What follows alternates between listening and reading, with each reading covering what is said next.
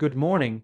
Before the world rushes in, before the emails, the meetings, the noise, I want to offer you 9 things, not strategies, not hacks, just 9 simple truths, things to remind yourself every day. Not because you need motivation, but because you deserve clarity. You deserve to start each day from a place of strength. Let's begin. 1. I have a purpose. A purpose is not about what you do, it's about why you do it. Every person you pass, every email you send, every task you complete, it all becomes meaningful when you understand that it serves something greater than yourself. So ask yourself not just what you're doing today, but why. Purpose gives us roots in the storm. 2. I am enough. We live in a world addicted to comparison, but you're already enough. Not when I get the promotion, not once I lose 10 pounds. Right now. You bring something into the world that no one else can. Your perspective, your kindness, your story. Own it. 3. Progress is better than perfection. Perfection is a trap disguised as a goal. It keeps us stuck, waiting to be ready. But progress, that's where growth lives. Every step forward matters. Even the small, awkward, messy ones. Especially those, because they mean you're moving. 4. I can do hard things. A resilience isn't born in comfort. It's forged in challenge. You've already survived days you thought you couldn't. And today, if something hard comes your way, remind yourself, I don't need it to be easy, I just need it to be worth it. And it will be. 5. I choose what I focus on. Focus is power. Where you put your attention determines the quality of your day and your life. Will you focus on the one thing that went wrong, or the 20 that went right? What you focus on grows. Choose wisely. 6. Kindness is strength. Being kind in a world that often isn't takes courage, but kindness inspires trust. It builds bridges, and it always comes back around. Be the reason someone believes good still exists in the world. That starts with being kind to yourself. 7. I'm allowed to say no. Saying no doesn't make you selfish. It makes you honest. Every yes to something misaligned is a no to something that matters. Boundaries are the architecture of integrity. Protect your energy. It fuels everything. 8. Failure is not the end. Failure isn't the opposite of success. It's the data, it's the lesson, it's the path. The people we admire most, they failed a lot. What made them extraordinary wasn't avoiding failure. It was refusing to let it define them. 9. Today is a gift. We often treat days like they're disposable. But one day we'll wish we had more. This moment, right here, right now, is a gift. Use it, live it, love with it. Don't wait for some perfect tomorrow. Start today. If you say these things to yourself, not just once but daily, you're not just changing how you think. You're changing how you lead, how you love, how you live. Every day, before we dive into tasks and to-do lists, there's something far more important we need to reconnect with. Our purpose. This isn't about your job title or the goals you've written down. It's not about your resume, your salary, or your productivity. It's about why you do what you do. And if you're not consciously grounded in that why, then even success can feel hollow. Purpose gives us direction. It's the compass we use to navigate the noise of everyday life. We often move through our routines on autopilot. Wake up, check the phone, answer emails, attend meetings, get things done. But the most fulfilling lives are not built on busyness. They're built on meaning. That's why you must remind yourself every day, I have a purpose. It's a simple phrase, but it holds tremendous power. When you believe you're here for a reason, even the mundane becomes meaningful. The email you're about to send, the customer you're about to help, the project you're about to start, these aren't just tasks. They are opportunities to serve something bigger than yourself. Purpose doesn't have to be grand or world-changing. It could be raising kind children, creating art that speaks to someone, solving a problem at work that makes someone's life easier, or simply showing up for people in your community. Purpose isn't reserved for CEO, inventors, or activists. It belongs to all of us, and when you know your purpose, decisions become clearer. You stop chasing what looks good and start moving toward what feels right. This daily reminder grounds you when things get hard, because they will.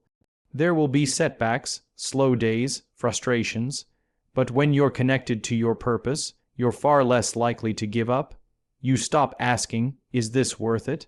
and instead remember why it matters. Purpose doesn't eliminate difficulty, but it gives difficulty meaning, and meaning fuels perseverance. Purpose also changes how we lead. When leaders operate from a clear sense of why, people don't just follow them, they believe in them. Purpose attracts, it inspires, it connects. It makes people feel like they're part of something significant.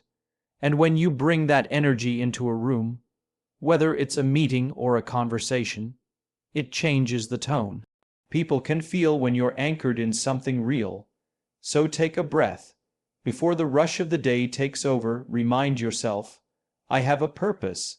Say it out loud, write it down, carry it with you. Because when you lead your life from the inside out, not from pressure or fear, but from purpose, you stop reacting and start living intentionally. That's where fulfillment begins, not at the finish line, but right here in the reason you begin. I am enough. It's a simple sentence, just 3 words, but it's one of the hardest truths for people to believe. In a world obsessed with measuring, comparing, and constantly striving for more, it's easy to fall into the trap of thinking that who you are right now isn't good enough, that you need to be thinner, smarter, richer, more accomplished, more productive, just more. But the truth is, you are already enough, right now, as you are. Every day, we're bombarded with messages telling us we should be better. Social media shows us the highlight reels of other people's lives. Perfect vacations, career wins, flawless appearances. We compare their curated moments to our behind the scenes struggles, and we conclude quietly and without question that we're falling short. But comparison is a thief. It steals joy, it robs confidence. It makes us forget that our worth isn't something that needs to be earned. It's something we already have. When you remind yourself, I am enough, you're not saying you don't have room to grow. Growth is healthy. Ambition is powerful. But there's a big difference between growing from a place of self-worth and striving because you think you're inadequate. The first is sustainable. The second is exhausting. You are enough doesn't mean you're perfect.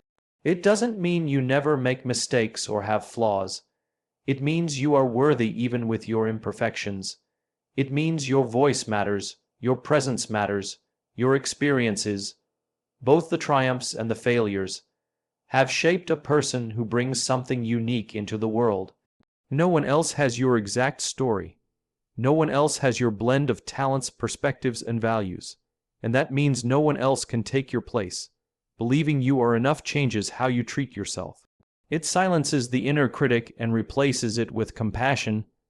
You stop beating yourself up for every misstep and start offering yourself the same grace you'd give to a friend. You set boundaries that protect your energy. You stop saying yes to things that drain you just to gain approval, and you start showing up as your authentic self, unapologetically. It also changes how you relate to others. When you're no longer constantly seeking validation, you're free to connect without insecurity or fear.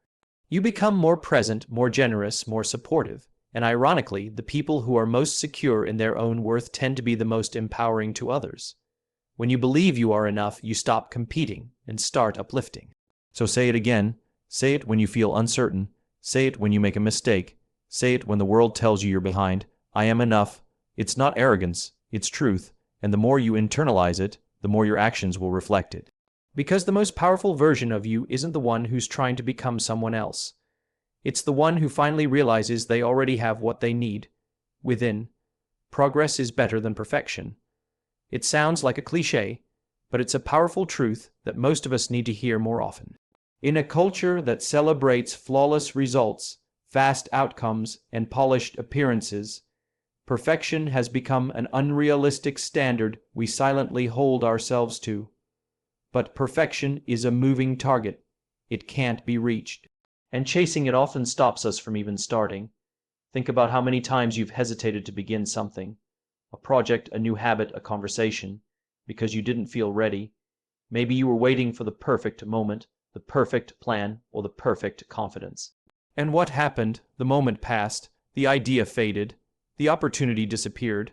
Perfection isn't just unattainable, it's paralyzing. Progress, on the other hand, is honest. It's human. It acknowledges where you are right now and allows room for movement. Progress says, start where you are, use what you have, and do what you can. It's a mindset that values action over illusion, and action, imperfect, messy, small, is what leads to change. It's what builds momentum. The truth is, no one who has ever done anything meaningful has done it perfectly.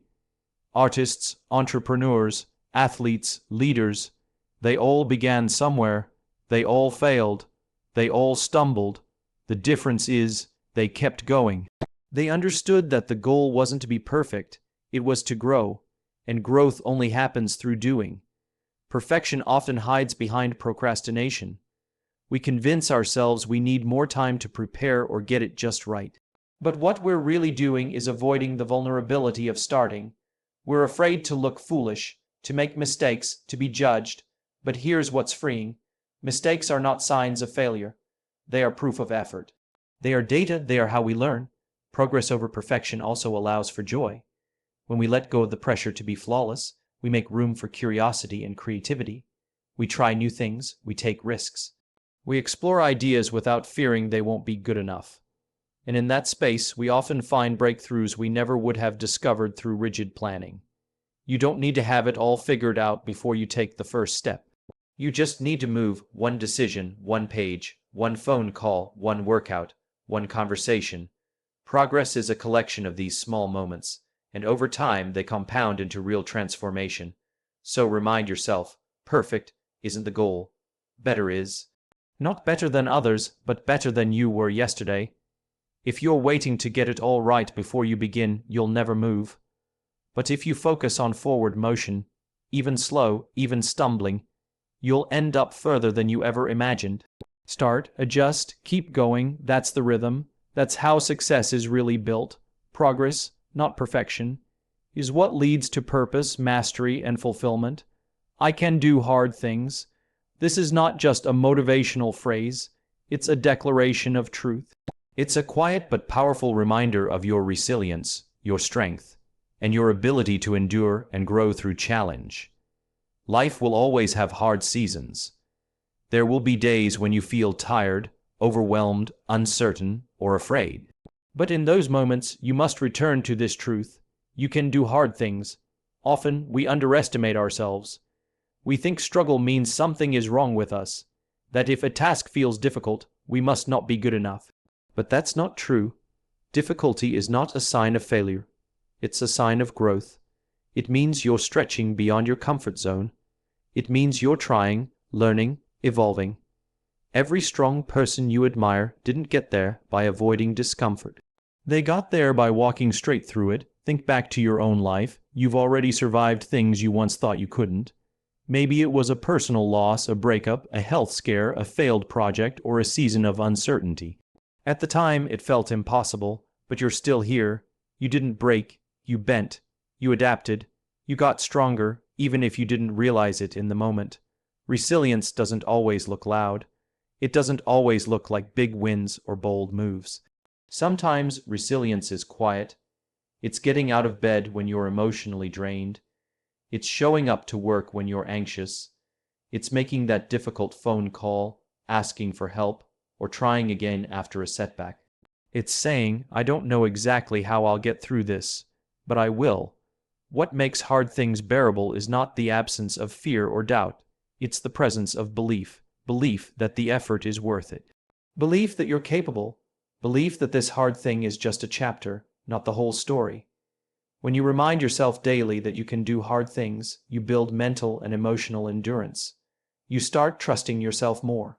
You stop waiting for things to be easy before you act, and instead you begin to act with courage even when it's hard. Doing hard things doesn't mean doing them alone. Sometimes strength is in reaching out. In admitting you're struggling, in asking for support. There is power in vulnerability and courage in connection. Leaning on others doesn't make you weak, it makes you human. Overcoming hard things is not just about getting through them. It's about who you become because of them. Each time you do something that challenges you, you're rewiring your belief system. You're proving to yourself that you're stronger than you thought, and that belief, it carries into every area of your life. So the next time you face something that feels too big or too difficult, take a breath and say it again. I can do hard things, not because it will be easy, but because you are capable, because you've done it before, and because growth lives on the other side of discomfort. I choose what I focus on. That simple truth holds more power than we often realize. In a world filled with noise, constant notifications, breaking news, comparison traps, and endless distractions, focus has become one of the most valuable assets you own. Every day, from the moment you wake up, you are bombarded with choices about where to direct your attention. And what you choose to focus on doesn't just shape your thoughts, it shapes your reality. Here's the thing, your brain is wired to find more of what you look for. If you focus on problems, you'll see more obstacles. If you focus on what's missing, you'll feel lack. But if you choose to focus on possibility, gratitude, and progress, even in small doses, you begin to see a different world. It's not about ignoring reality, it's about choosing which part of reality you want to build on. We often give our focus away too freely. We scroll through social media without thinking. We ruminate on a single negative comment. We replay a mistake from yesterday over and over in our minds, and the more energy we give those thoughts, the more they grow. Focus is like sunlight through a magnifying glass. When scattered, it warms. When concentrated, it burns. The question is, what are you burning your energy on?